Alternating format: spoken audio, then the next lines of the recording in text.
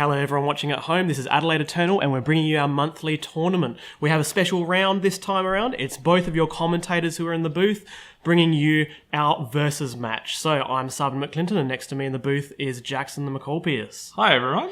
So you might be familiar with both of our decks. I don't think we've changed our decks for some time. However, aside from a couple of spicy new additions here and there, the card choices are largely similar, but we have a few cool little pieces of tech to show you. So let's switch over to Jackson's deck first. So Jackson is on Zoo, Naya Aggro. Can you tell us about some of the new additions like Harsh Mentor? Yeah, some of the new ones. Harsh Mentor has been really good in this format with a lot of equipment, a lot of fetch lands. Just good taxing effect, good bear to add to a big wide board state. That can be really good. Nanam Renegade is a new one. This deck runs a lot of Curd Apes with Skyshroud Elite, Loam Lion and that sort. Nanam Renegade, most of the time, is just a strictly better Curd Ape because it's got Death Touch. That's been really good. It's nice. So, obviously, in this matchup, your goal is just to rush out a 1-drop, a 2-drop, and just try and strip land, wasteland and strip mine me out of the game. And on the other side of things, over to my deck, my plan is to either tempo you, or control you, or combo you. So, I've got choices. But all of these choices involve taking time, and time's not a luxury I have. So I'm on a blue, white, red Tempo Twin deck.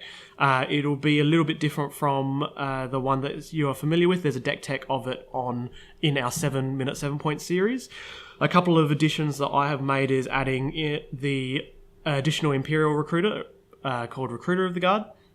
The number of times that I had played Imperial Recruiter and wished that it could find True Name Nemesis in my build was too many to count, and I thought it was about time to actually add the other Recruiter, and I have quite consistently fetched True Name Nemesis with that card. That's how good it is.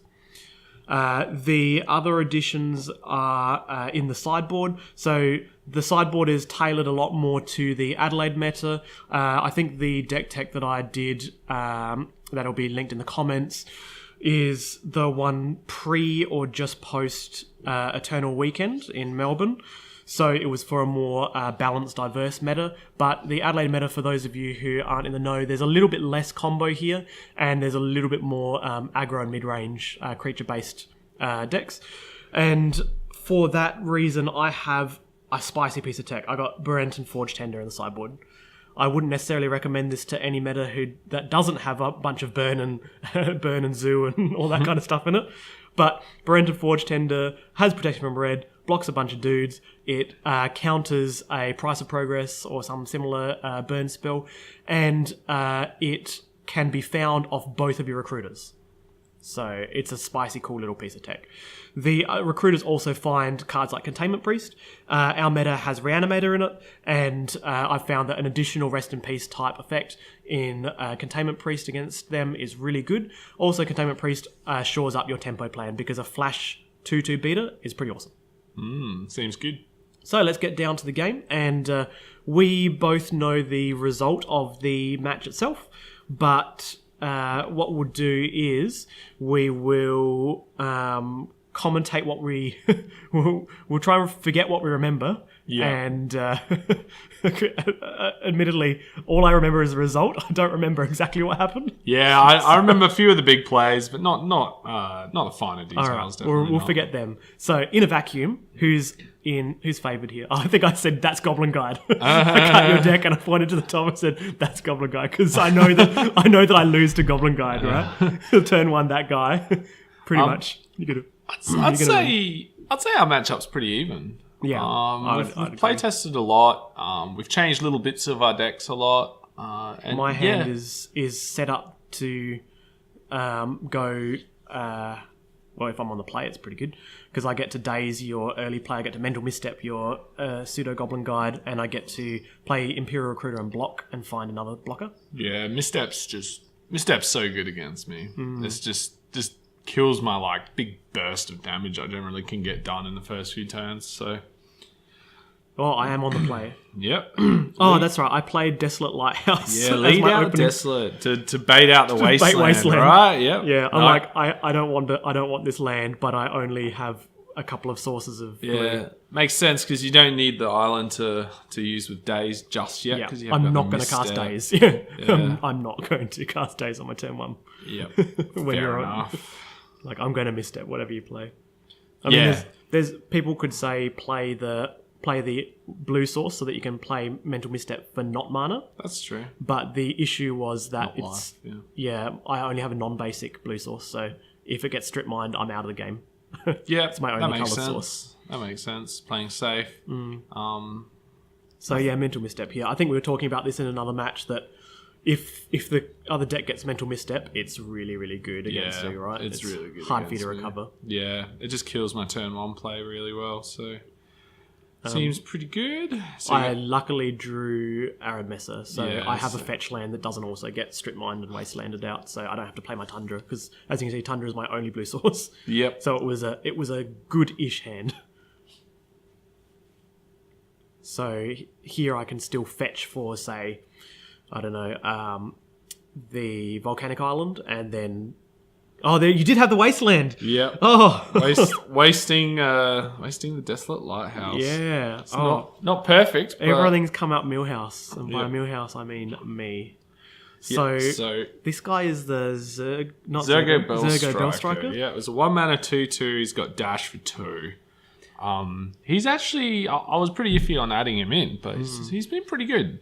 I was thinking, I like it. I think you just need an extra Goblin Guide, even if it doesn't have haste. Yeah. It gives you that critical mass of 1-drops. You just always want a 1-drop coming down turn 1 that's going to swing in for at least 2 the next turn. Yeah. So And late game it has haste, basically. It just Yeah. says you don't have haste turn 1, but later on in the game you can. dash is it's kind of a weird mechanic. I found it to be really good against like planeswalkers because they can't, Yeah. stuff can't like a be Johnny playing around it Benjamin easily. can't just ping it easily, and even Jace is quite good against it because he can just kind of come down and smack him in the face later in the next turn. So yeah, it's been alright. Yeah, it's good. So here we've paused for a reason. I think you jumped up to do something. Is that right? Yeah, that's right. I think. Oh, that's right. We were changing the music playlist. That's right. So. Yeah, we probably should have anticipated that we were on coverage. We're on coverage, so we probably shouldn't be the ones changing the playlist. Yeah, from But memory, it's, I put on Riding Dirty. So That's right. yeah, I think did one of us say something? yeah. What did we say? Yeah, Not sure. I have to remember what it was. We but- generally don't make the music too gangster at our Magic the Gathering tournaments, but only just, in coverage, Just felt right this time. So. We've got the double fetch. Yeah, so I was immune to Wasteland, which is nice, but now I can fetch a bunch of non-basics and not play around Price of Progress. Is that what I'm going to do? Let's find out, I guess. Because the problem is, in my hand, I have Kiki Jiki. So I don't really have the liberty of playing around back to basics here because I need... not back to basics, Price of Progress. Yeah. I need to get... So I partially play around Price of Progress, getting 1 mountain. Yeah. No, that's fair enough. I mean, I've had a reasonably slow start, so there's no need to be too cautious with Price of Progress, I guess. Because my other card in hand is Tundra, right? So, Yeah. And this is... Right, we've got Snapcaster. That's right. Snapcaster Mental Misstep on your Figure of Destiny. Yeah, Figure is seems good. amazing, and I mean that play was pretty... I mean, if Mental Misstep was already good against you, flashing back Mental Misstep is really good. Also, Snap's just an annoying size. Block. Because he's going to block my Bellstriker quite well. So I think I finally get to play that Tundra now. Yeah. And my hand is Recruiter, So we've got and Imperial Recruiter, not Imperial Recruiter of the Guard. Yeah, Yeah. it's a good card. I think when I played it, I mentioned this guy always finds True Name Nemesis, and then I decided, and I think I didn't get True Name Nemesis. No, I did get True Name Yeah, you got Nemesis. True Name. Yeah, True Name's good against me. I It's think just really annoying. Yeah, it's really good. Just blocks forever. So This recent change has really served me very well finding True Name. It's yeah, in these kind of matchups. I mean, against control, you don't really want yet another sorcery speed 3-drop. Yeah. But it's quite nice to have some redundancy in your points. True Name's just so good. He's just so hard to interact with. He's just crazy. The clock is so good. I imagine even if he was just 2 power, like if he was a 2/2, I don't know if he'd see play. Like maybe he would see play. Just the fact that he's a 3/1, he's just getting in for 3 and yeah. I think I'm pretty heavily in on the combo plan here, and so I'm just trading resources with you. Oh, you got the Selesnya Charmed +2/+2. Is that right? So I'm trampling over 3. Yeah, getting some trample damage in and saving a dude is better than just making a 2/2 vigilance knight, right? Yeah, because the extra 2 damage from that trample was relevant. Yeah, so it gets you to 9. From memory, it looks like I have a Boris Charm, and I think I have another burn spell in hand. So, I definitely did that because I wanted to get just that bit of damage more on the field, I totally see what you're getting at there. Yeah. I miscalculated that to be 2 trample damage, but obviously it's 3 trample damage because Snapcaster is a 1 toughness. I'm still heavily on the combo plan, and my goal here is to draw lands, and unfortunately I'm not drawing them. Yeah. My hand is Restoration Angel, Kiki Jiki, Imperial Recruiter. So Recruiter can chain out, other things that combo as well. Yeah. So I'll have lots of redundancy for combo. Yeah. But the thing I need to do here is buy time. Yeah. Time's really, really important. And I think when I cast this, I'm like, please don't have Skullcrack. Skullcrack or Ataka's Command. Because for those at home, if you've ever had this happen to you, it's a really bad feeling where you play your card to stabilize, and I go, True Name Nemesis, I've stabilized, excellent. I don't even swing in for 1 with my guy because I'm afraid that he's got something, and I don't have any upside given that I'm planning to combo, not tempo. But if your opponent attacks you with a 2/2, you block with the True Name Nemesis, and then they cast Ataka's Command and say damage can't be prevented. True Name Nemesis' protection ability doesn't allow its damage to be prevented, and it will die. Yeah, I definitely didn't know that until you explained it to me. It's definitely a neat little trick. It's been relevant once or twice when we've been testing. Right? Yeah, occasionally. Yeah, and Ataka's Command is one of the best cards in my deck, honestly. Often I have a bunch of little dudes, and often Ataka's Command's dealing 5 or 6 damage, just by itself. It's just crazy. Yeah. And speaking of good cards, you've got Voice of Resurgence on the battlefield, and yeah. And it basically tells me I am never going to tempo you because I can't do cool little tricks during your turn. I can't Restoration Angel and then start bashing in because I'm going to give you dudes and I'm going to have to keep my dudes back to stop those dudes being relevant. It's just a nightmare against blue decks. Yeah, it's such a good card. It's just, it's nice that it's just a 2-mana 2/2. Yeah. Quite often it ends up spearing out a lot of dudes. So. And it says, hey, do you want to counter my Stoneforge Mystic? Yeah. Because if you do... I'm going to get a anyway. guy. Yeah, Stoneforge, I can't remember what I searched for. I think when you cast Stoneforge, I was like, it's bad for me, but at the end of the day, I'm okay. I'm more happy with that than you unloading a bunch of burn in my face. Yeah. Because burn I can't deal with. Yeah. But if you just set Skull Clamp or GTA or something, it's something I can play through. Yeah. No, I think my logic with Clamp was just attaching, swinging, and saying to you, look, you either give me 2 cards or you're going to take some damage. Yeah, definitely. Yeah, so... And the 2 cards becoming burn spells when you're on 9 is relevant. Yeah. And you don't know I've got the combo in hand because usually these games don't play out to combo. I reckon we've played probably, I'd say 30 times, 40 times. I reckon you've had a combo. Very small number, right? Yeah. 2 or 3 times. It doesn't line up normally that way. It's usually just try and establish control like a control deck and then start tempoing with a Restoration Angel or something. Yeah, often I have a bolt or something that can interact with it. I do run Path to Exile as well. Yep, Path is definitely good. And so you've played something on my turn when I have a Voice of Resurgence. Yep. So I'm like, oh, this is good, and then I go, hang on, that's right. This isn't so good. It's usually a bad sign, right? It's a sign. I play my little token, is a 4/4, so my board state's looking pretty good. Oh, yeah. But Your board state is good. You've just restoed a recruiter, which is pretty tasty. Yeah. That's real nice. I think I'm getting value here. Like, I'm giving you value, but I'm getting value too, and my value turns into a combo win, whereas your value just tries to swarm, but it doesn't always get around True Name Nemesis. So. Yeah. And a bunch of 4 toughness blockers. Yeah. So here, I think my choice is to, like, because my plan is to get combo, I get Venser. So I want to buy as much time as possible, and if that means giving you tokens and playing things during your turn, but it gives me time because I make blockers and bounce an attacker. All it needs to do is draw me my 5th land, right? Yeah. No, Venser seems good. I imagine you haven't fetched Oh, yeah. Yeah, so... I think I explained it there, like, if I get the thing, I'm just going to run it out, but...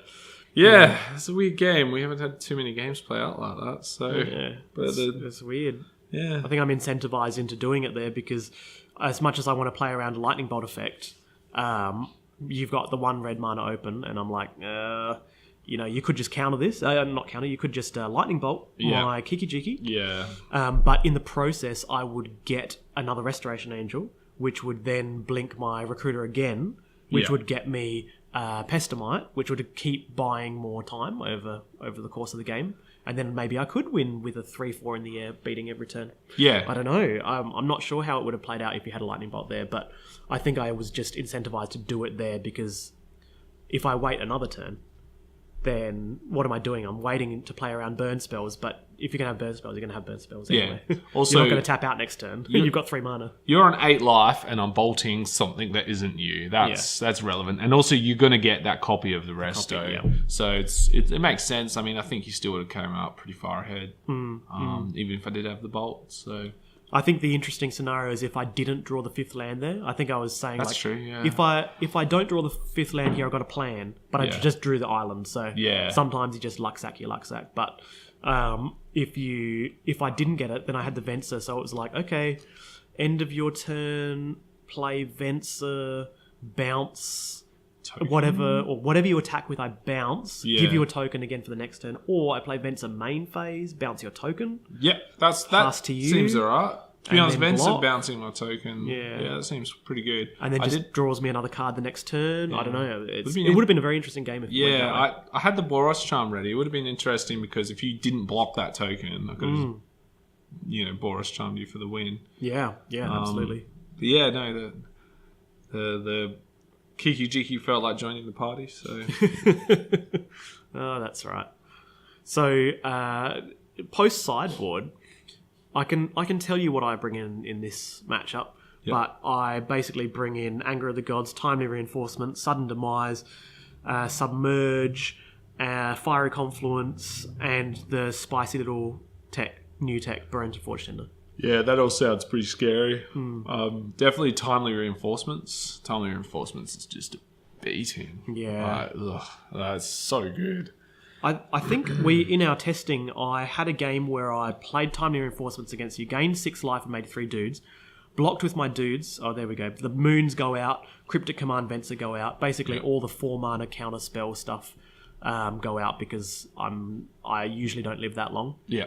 And I just need to... I'd rather be killing your things after they come into play than countering them. Yeah, makes sense. So yeah, there's the things I mentioned before. But yeah, in testing, I gained 6 life, made 3 tokens, blocked some of your dudes, maybe traded with 1 dude, and then blocked the other guys. And then I Snapcaster Maged, and then I got 6 life again and 3 more tokens, blocked your guys, and I still lost the game.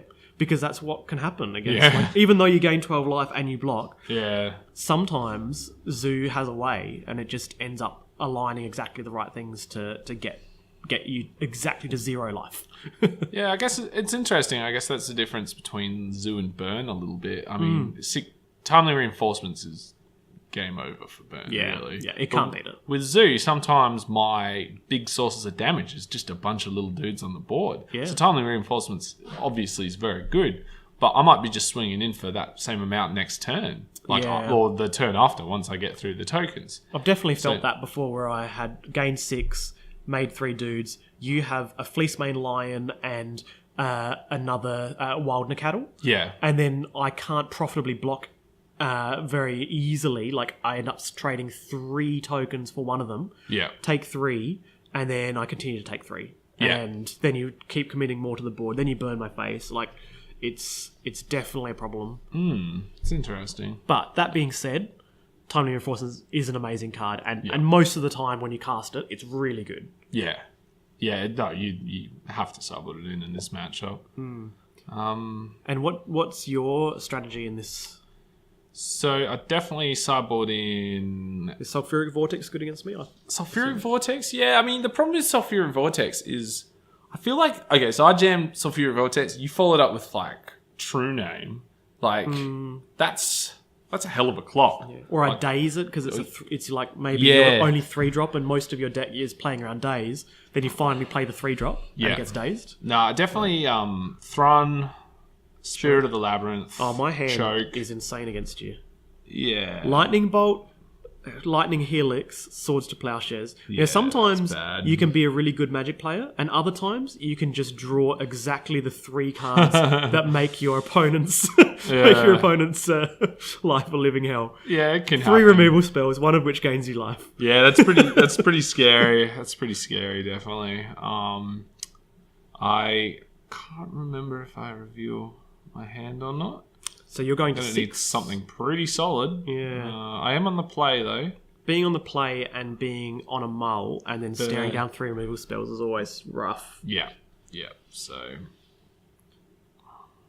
It would be really embarrassing if I don't win it off the 3 removal spells, the 3 best removal spells in the deck. yeah, And then I'd have to have a pretty nutty draw. So I've got land. you got a Lightning Helix, you got a Savannah, Yep. Figure of Destiny. Keep. Is that right? I think that is. If it's a Figure of Destiny, we'll probably find out pretty fast. Yeah. And then on the far left, I think there are some green creatures. Yeah. Alright, Yeah, so, there's the figure. Yeah, we've got Figure. Yeah. So Seems good. I'd say I draw a counter spell. Admittedly, the rest of my hand is bad, right? So I got Yeah. 3 really good cards, but for 4 lands or something. I can't remember. Yeah, Exactly you've what. got a lot of 1-for-1 removal. So Yeah. if I can just trade with you until I get drop something pretty sizable, maybe a Yeah. Goyf or something. that would be Goyf's sweet. really hard. Once I use the Swords to Plowshares on something, I Yeah, can't that's actually true. remove Goyf for Yeah. the rest of the game, except it's not the Snapcaster. So here I go, just take 2. Because whatever you play next could be worse. I haven't leveled them up, so I just take you one. only take 1, so I take 2, Yeah.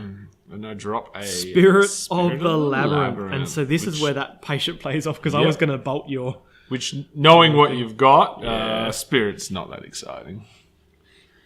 Yeah. Well, Spirit of the Labyrinth.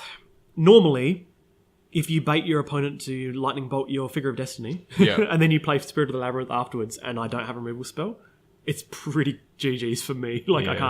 I can't really get out of it. But given that I waited with the lightning bolt, I think I was expressing my relief here. Oh, there's something better than Figure of Destiny to bolt. Yeah. The figure is amazing, but... I think taking the 1 there's definitely the right play. So. Yeah. Yeah, so this. Bolt, Spirit's gone. And I drew a Yanni Vengeance. Ooh, okay. Yeah, That so seems good. Ajani's a very strong character. Yeah, you've got a heck of a lot of life gain, Yeah. which is not good for me. Yeah. I can't cast Helix here, which is the downside of my hand, the way it lined up. Oh, the Rancor. Yeah, yep, I went well. I'm like, do I stymie the Rancor? No. Yeah, I'll respond to the Rancor being cast. That's a blowout. That's a massive blowout. Yeah, getting a 2-for-1 here is good. And so you have to decide, do I gain an extra life? Yeah. That's a sign to me. I'm like, okay, he has nothing. Yeah, that's a sign of desperation, Yeah. hey. Yeah, paying 1 mana to gain 1 life. Yeah, it's not great. Yeah, unfortunately, I'm in a pretty bad spot now. Yeah, well, I given think that I've my got hand is Counterspell and a Yanni, I'm going to counter whatever you play next turn and then play him the next turn. And It's a Lightning pretty- Helix. Yeah, it's rough. This is... This is what happens when you draw your removal. Yeah, so a fetch, I think just to, I don't know, probably to thin maybe. Just to go, I really don't like a land. I really don't want a land, sorry. Don't ironically draw Ninem Renegade right after you crack the fetch. That would be like rub-ins and... Yeah, that would be the only reason. Only reason to hold it up. Yeah, I guess right now I'm hoping for some land and then Thrun. Yeah, land Thrun will be GG's. Choke is also really Choke good. Would be good. Although you've got so much mana up, so I drew. Oh, did you draw Ninem Renegade? Oh my goodness! Yeah, I drew Ninem Renegade. Immediately punished. So that's real bad. So that's revolting, one might say. Well, not revolting because you didn't get to revolt. So unfortunately, he's a 1/1. Yeah, it was 1/2. 1/2. But yeah, it's still that's atrocious. That's really bad. Yeah, when I have Counterspell in hand and Lightning Helix and I let that resolve, it's a sign that that's a bad card right now. If it was the 2/3, it actually poses a threat to, say, Ajani's Clock. Yeah. So he can't just keep ticking up, ticking down. Yeah, ticking up. What am I saying? It mitigates him because if you have two 2/2s, for example, you can just keep bashing Ajani even though he's ticking up 1 and then he's taking 2 and then he's ticking up 1 and taking 2. Yeah. You can only hold down one attacker. But this way you can leave the 1/1 and tick up 1 to tap down the bigger threat. Yeah. Take 1 and stabilize. So yeah, things definitely haven't gone according to plan this game. No. Lost a lot of creatures. Yeah. The revolt might be irrelevant. Yeah, so at least the revolt was irrelevant because I was going to helix it anyway because I just want to play Ajani. Yeah, and you go back to 20, which is really bad for me. Not 30. Yeah, at this point in the game, usually my life total will be like 8. Yeah. And we'd keep playing and you're constantly looking for that burn, you're constantly looking for the hasty creature, and I'm trying to stabilize. But when I'm at 20, it's a bad sign. Yeah, snap down a Yanni Vengeance and keep that land tapped. Yeah, that's good. Seems really good. Yeah, like if you didn't have anything to deploy last turn on 2. But this is, like, that keeping things tapped was good, right? Like if I just did an early Lightning Helix. Yeah, so I realised I got to kill it fast. Now I've got no cards in hand. You're probably pretty happy with that trade. I'm happy, but I mean... I do like it. I do hate it when people respect the threat. I mean, you want to just catch them because you're like, haha, I got my threat. It's only a little vengeant man. There's a treasure cruise exiling everything. Yeah, just because you could play more spells, and I've got counterspell in hand as well. Yeah, that seems good. Yeah. So I've got pace of play. I'm just on top deck mode. Yeah, and I have a Goyf. Going to get counted probably. Yeah, probably. He'd be pretty big by at this stage. Yeah, what is he, a 4/5 or something? Planeswalker got exiled. So. I think he is a 4/5. They're land instant sorcery creature. Oh yeah. No wait, what sorcery is there? Oh, treasure cruise. Yeah. There you go. That Soul Ring isn't actually in play on my board and on the far end. That's a really sweet altar that I picked up. I had commissioned. If you're interested, I'll definitely show. Oh, here's the Vendilion click. Looking at your hand. Oh yeah, I was going to say. Yeah, you can keep that. Say, why did I play that land? I can't even target it, but you can keep it. Yeah, so I did the pro play, didn't play my land, and baited out that Vendilion click. Yeah. I was like, whoa, I might catch something. Caught him. And here's a Brenton Fortune. Yeah, that's pretty good. That just kind of goes well. Yeah, we can't bolt stuff now, I guess, and just apply pressure. Was this all in the same turn? Was that click last turn and then this turn, Pestamite, Berenta Forge Tender? Yeah. Swing for 6 every turn. You're kind of the zoo deck at this point. Yeah. So aggro. Yeah. Should rename this deck to Blue, White, Red Aggro. Yeah. Oh, and I got Anger of the Gods. Oh, yeah. So if things really got if things got bad. Yeah, I got neither of them are anything you want to cast. 2 lands. Good times. Oh, I got something. Okay, so we got a Chain Lightning. From memory, I think I target the click. Yeah, and I go, I just sack a Forge Tender for this, I guess? Keep my clock? And you could because then I can attack twice for 5. And you could redirect it. And I can chain you back. Yeah, but if you sack Burrington Forge Tender, I don't think you can chain it back. Yeah, so that's fair enough. I think keeping that, and I mean, Yeah. if I don't sack Forge Tender, I keep a 2-1 and a 1-1, and my clock is 4 turns. Yep. If I sack Forge Tender, my clock is 2 turns because it's 5 damage times 2. Makes sense. And you know I've got nothing. So. Yeah. It's just kind of sealing the deal. Seems Yeah. good. Just attack for 5 and... Yep. and 5. yeah, my hand. That's right. I have Splinter Twin in hand. You had Splinter Twin. Come on. Yeah, I'm getting Splinter all the Twin, and I was lands. like, nah, I'm not incentivized to play this. Yeah. What have we got? Is that Vidalcan Shackles? Yeah, Shackles. Wow, as if it wasn't already moreover. Wow. And yep, that's it. Wow. Yeah, that's... I mean, I guess those are games that happen when you draw all your removal spells. Yeah. I mean, it feels good when you have all 3 cards that you want. Yeah. against your for opponent. Sure. Yeah, it's an unusual set of games. It's Yeah. normally a little crazier than that. Yeah. Well, thanks very much for watching, and we will bring you our final round, I believe. We've got 5 rounds, and we'll see you there.